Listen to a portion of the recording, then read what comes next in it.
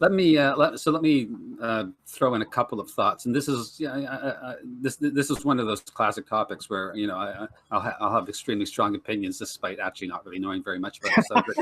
That's what makes our group so great. We all do that. That never stops me, of course, right?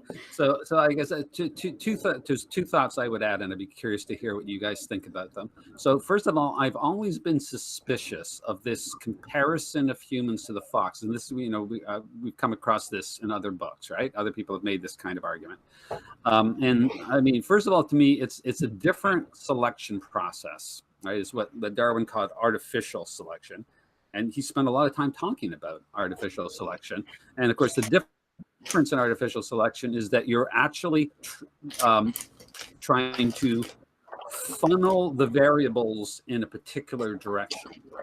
Now, unless you believe in intelligent design, if we're assuming that natural selection is a more or less random process, then there is no such funneling, right? Things may go in a certain direction because there's pressures, leaning in certain ways, but there's always going to be a mix of variables that are acting outside of that funnel. And so I don't think you're ever going to get the kind of focused effect.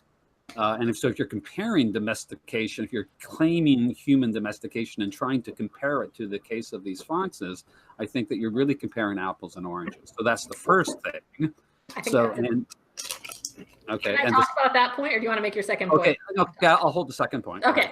I think that is an excellent point. And this is a lot of my problem that I have too with this idea of humans self-domesticating. It's one of the language that makes it seem like this is some sort of like thing we're doing to ourselves, when really I think that the proper way to think about it is just that selection has taken our strategy in a different direction. And one of the comparisons that I'd like to talk about with this is the difference between chimps and bonobos, because I think that there is a good argument to be made that bonobos have self-domesticated in that they've gone through the same process where selection has favored cooperation and sort of reduced aggression, as opposed to chimpanzees that didn't undergo that sort of selection pressure. And so you end up with two very different populations in behaviors and in...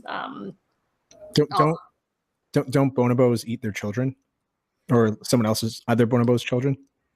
I mean, I didn't say that they're like living in a peaceful utopia. I just said compared to chimps, they're much more cooperative. They voluntarily share food.